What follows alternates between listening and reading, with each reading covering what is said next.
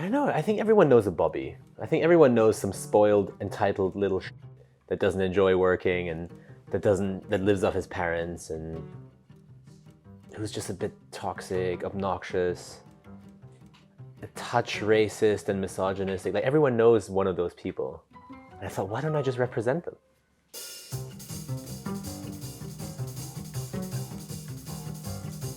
I think it evolves around a hint of truth as well, right? Rich people do feel a bit entitled and they do have these little nicks that most people don't have. I value comedy more than I value being controversial or critique. It sounds very weird, but I'm not a big thinker. I don't think that much about my content or about how it affects others.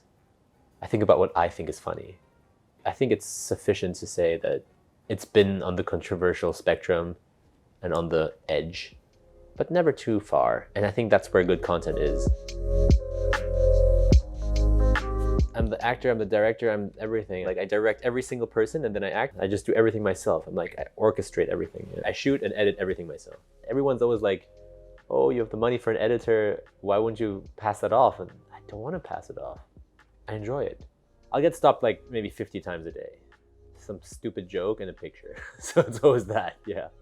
Are you gonna buy me? You know, like stuff, and like, can I be your Singaporean maid? Can I clean your shoes? And it used to be fun. It used to be, but it's a lot. It's like, I can't really go to the mall that much anymore. I can't hold hands with a girl anymore. It's like in public because everyone starts getting their phones out.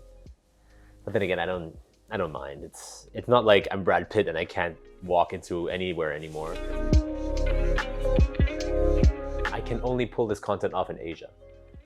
In the rest of the world, this is not possible. In Asia, people are so generous with sharing and with, oh yeah, I don't care if you use my Ferrari, all my Ferraris or my house or whatever. It's like, nobody cares. It's not that like precious and valued. It's in Europe, it's like, if I ask someone to just borrow their Honda for 2 seconds, they'd probably say no. For example, Singapore, you would imagine that people are stuck up or they're like, they wouldn't support anything, but here they're more like, oh, finally something exciting is happening. And I think that's why here in Singapore, the content works so well. I think it's so funny because I do roast Singapore quite a bit, make fun of Singaporeans. And in some weird, twisted way, everyone loves it so much. Even in the comments, I get very little hate. It's very interesting, yeah.